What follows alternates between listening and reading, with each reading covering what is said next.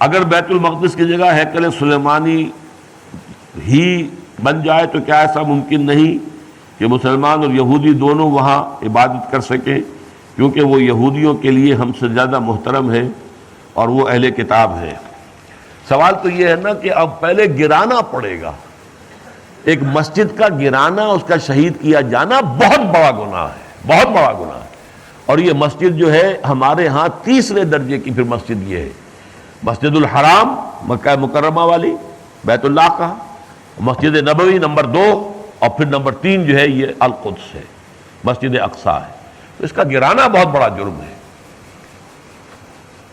عابد افضال صاحب، آپ کے علم میں کوئی ایسی حدیث ہے کہ جس میں صراحتاً مسجد اقصیٰ کے نعوذ باللہ ڈھائے جانے کا ذکر ہو؟ نیز اگر آپ کے علم میں ایسی کوئی حدیث نہیں تو اس مسئلے کے متعلق آپ کی کیا پیشن گوئی ہے کہ اس کا کیا نتیجہ نکلے گا؟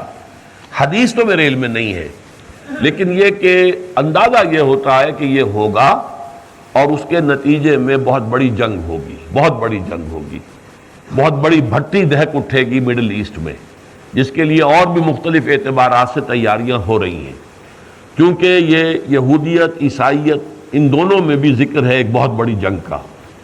عیسائیت میں تو جو بائبل جو ہے نیو ٹیسٹمنٹ ہے، اس کا آخری باب جو ہے ریویلیشنز، یوحنا کے مکاشفات، اس میں اس کا نام ہے آرمگڈون۔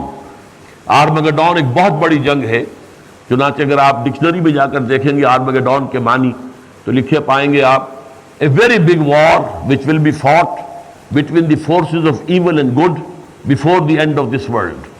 اس دنیا کے خاتمے سے قبل خیر اور شر کی طاقتوں کے مابین ایک بہت بڑی جنگ ہوگی قیامت سے قبل۔ تو یہ ہے، اور وہ الملحمۃ العظمیٰ یا الملحمۃ الکبریٰ حدیث میں کہا گیا ہے۔ تو اس کے لیے میں تو سمجھتا ہوں کہ وہ بالکل گویا کہ بھٹی جو ہے وہ تیار ہے اب دہکنے کے لیے۔